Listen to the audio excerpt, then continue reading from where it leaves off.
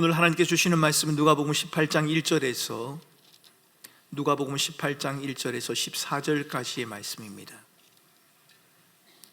누가복음 18장 1절에서 14절까지의 말씀입니다. 누가복음 18장 1절에서 14절까지 말씀을 한 절씩 돌아가며 교독하겠습니다. 1절을 제가 먼저 읽겠습니다. 예수께서 그들에게 항상 기도하고 낙심하지 말아야 할 것을 비유로 말씀하여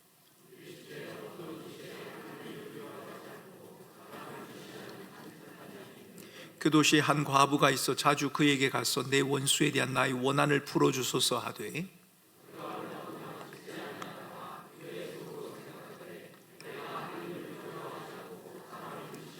이 과부가 나를 번거롭게 하니 내가 그 원한을 풀어주리라. 그렇지 않으면 늘 와서 나를 괴롭게 하리라 하였느니라. 하물며 하나님께서 그 밤낮 부르짖는 택하신 자들의 원한을 풀어주지 아니하시겠느냐? 그들에게 오래 참으시겠느냐?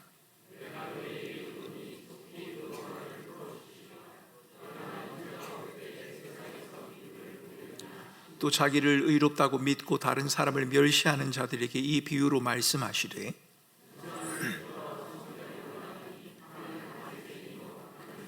바리새인은 서서 따로 기도하여 이르되 하나님이여 나는 다른 사람들 곧 토색 불이 간음하는 자들과 같이 아니하고 이 세리와도 같이 아니함을 감사하나이다.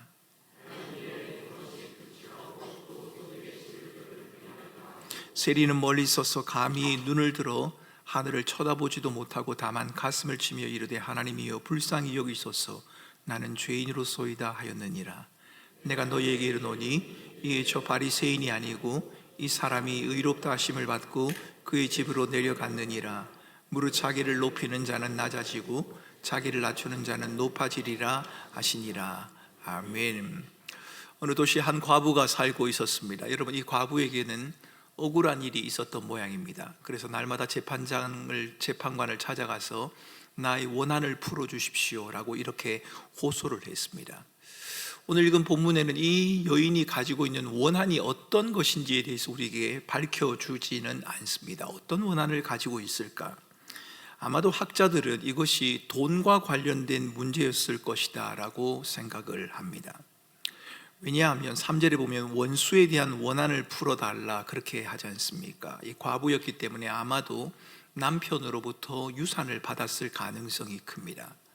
이 과부가 살아갈 수 있는 유일한 돈이 남편에게서 물려받은 돈이었는데 어떤 사람이 어떤 방법을 통해서인지는 모르겠지만 부정한 방법으로 이 여인의 돈을, 남은 유산을 다 가져가 버린 것 같습니다. 학자들은 그렇게 해석을 합니다. 학자들은 이 원한이 돈과 관련되었을 것이다. 남편의 유산으로부터 경제적인 도움을 받아야 하는 이 여인이 그 도움을 적절하게 받지 못하는 상황, 그러니까 더 이상 살아갈 수 없는 상황이 되었다라고 해석을 합니다. 이 해석이 정확하다 그렇게 말할 수는 없습니다만 분명한 사실은 이 과부에게 원한은 가벼운 것이 아니란 겁니다. 만약 이 원한이 가벼운 것이었다면 매일같이 재판관을 찾아가지는 않았을 겁니다. 이 원한은 반드시 풀어져야만 하는 원한입니다. 뼈에 사무치는 원한이란 말입니다. 매일같이 재판관에게 이 원한을 풀어주십시오라고 말하지 않고는 견딜 수 없는 아주 중대한 문제를 가지고 이 여인은 재판관을 찾아갔습니다. 문제는 이 과부의 신원에 대해서 귀를 기울여야 할 재판관이 듣지를 않는다는 겁니다. 이 재판관은 동정심이 전혀 없는 사람으로 유명합니다. 하나님을 두려워하지도 않고 사람을 존중하지도 않습니다. 사람을 무시한다고 말하죠. 하나님을 두려워하지 않고 사람을 무시한다, 사람을 존중하지 않는다라고 하는 이 표현, 여러분 이것은 당시 문헌에 따르면 매우 독선적이고 고집불통인 성품의 소유자를 표현하는 그런 내용입니다. 아주 고집불통입니다. 다른 사람의 말에는 아예 관심이 없는 사람이라는 말입니다. 다른 사람이 나를 어떻게 보느냐 별로 중요하지 않습니다. 그냥 자기 마음대로 살아가면 되는 사람입니다. 율법에 따르면 재판관들은 가난한 사람들과 과부를 보호해 주어야 하는 의무가 있습니다. 구약 성경에 보면 가난한 사람들, 과부를 너희들이 잘 돌보아야 한다라고 그렇게 말을 한단 말입니다. 하지만 이 재판관은 대중의 의견이나 율법의 요구에도 전혀 자극을 받지 않습니다. 재판관이 이 과부의 원한을 풀어주기를 기대하는 것 불가능한 상황이 되었습니다. 과부가 택한 방법은 재판관을 지속적으로 찾아가는 것입니다. 그리고 자신의 문제를 공정하게 처리해달라고 호소하는 것, 이것밖에는 과부가 할 수 있는 방법이 없었습니다. 3절 말씀에 자주 그에게 갔다라고 하는 것은 반복과 지속을 의미하는 것입니다. 한 번만 간 것이 아니라 매일 같이 간 겁니다. 정해진 시간이 되면 매일 그곳을 방문을 했습니다. 그래서 나의 원한을 풀어주십시오, 나의 원한을 풀어주십시오 라고 말한 겁니다. 과부의 계속되는 간청에도 불구하고 재판관은 꼼짝도 하지 않습니다. 간청을 덜어달라는 과부의 요구를 거절했지만 과부의 간청은 멈추지 않습니다. 재판관은 거절했는데, 무시했는데 이 여인은 계속해서 나간다는 말입니다. 우리는 재판관이 이 과부의 간청을 왜 거절했을까? 그것도 잘 모릅니다. 성경이 명확하게 말해주지 않기 때문입니다. 분명한 것은, 한 가지 분명한 것은 이 재판관은 사람들이 어려운 처지에 대해서 무감각한 사람이라는 겁니다. 다른 사람이 어렵든지 말든지 그것은 나와는 별로 관계가 없는 사람, 사람에 대해서 별로 민감하지 못한 사람, 이 사람이 바로 재판관입니다. 그런데 계속된 간청에 재판관의 마음의 변화가 일어났습니다. 마음속으로 조금씩 번민하기 시작을 했고 혼자서 중얼거리기 시작합니다. 4절 말씀에 속으로 생각하였다라는 말이 혼자 중얼거리기 시작했다는 말입니다. 재판관은 사람들이 자신을 어떻게 평가하는지를 잘 알고 있는 사람입니다. 과부의 계속된 간청이 아마 신경을 거슬렸던 것 같습니다. 귀찮다는 겁니다.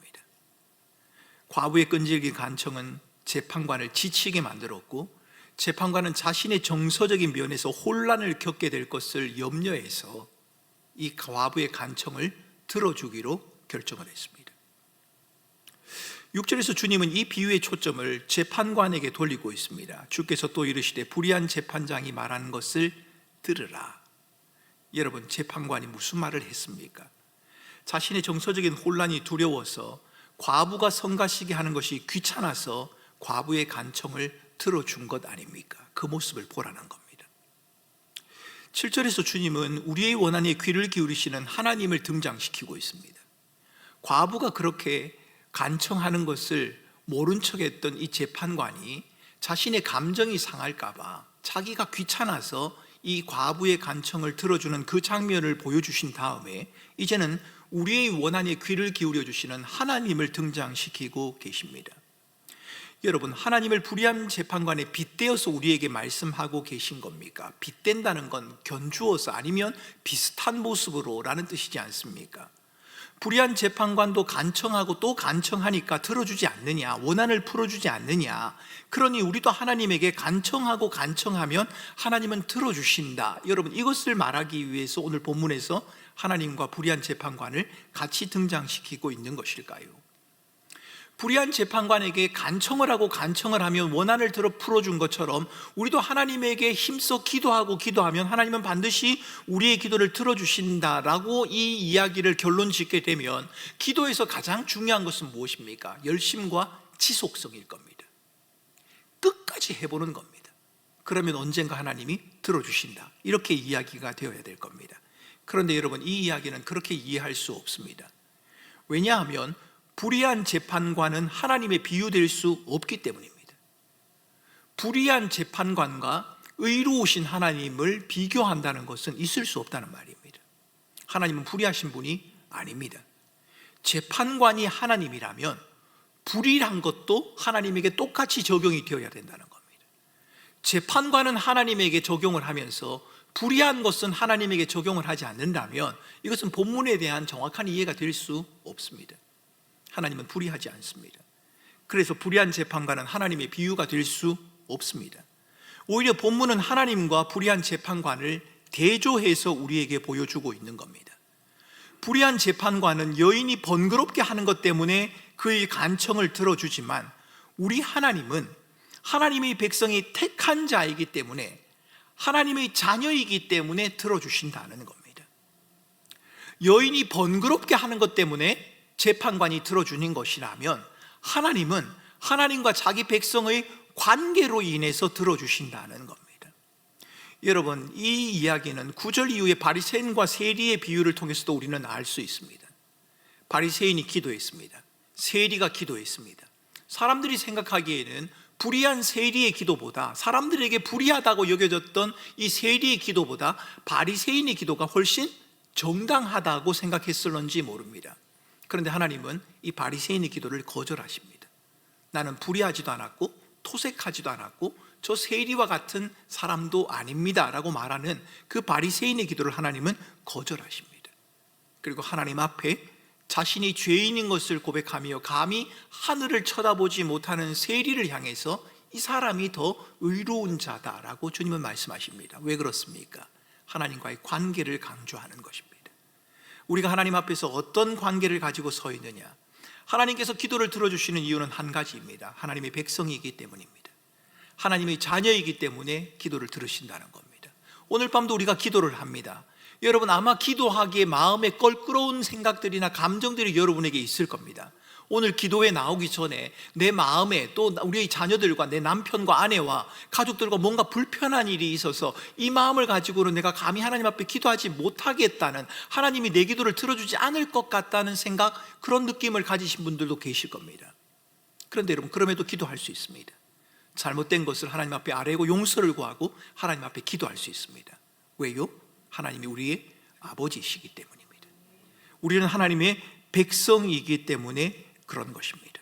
불의한 재판관은 과부의 원한에 관심이 없습니다. 오직 자기의 정서적인 불편함 때문에 어쩔 수 없이 과부의 원한을 들어줬습니다.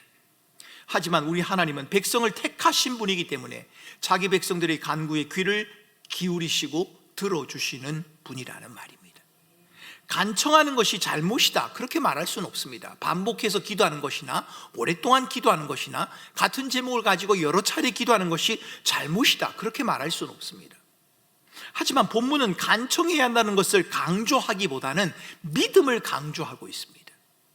여러분, 오늘 기도가 그렇게 8절 말씀이 그렇게 결론을 짓지 않습니까? 내가 너에게 이르노니 속히 그 원한을 풀어주시리라. 그러나 인자가 올 때 세상에서 믿음을 보겠느냐.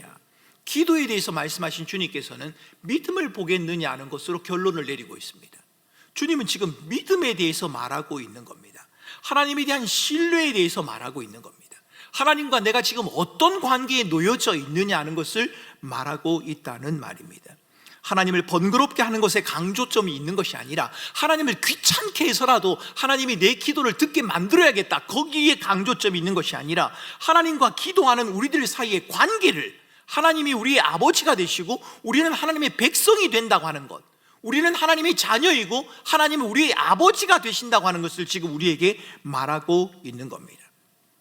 하나님께서 택한 자의 원한을 풀어주시는 것, 그리고 인자가 올 때 세상에서 믿음을 보겠느냐 하는 말로 마무리되는 것을 보면 우리는 그것을 알 수 있습니다. 여러분, 우리의 기도가 무엇입니까? 기도는 신실하신 하나님을 향한 믿음의 표현입니다.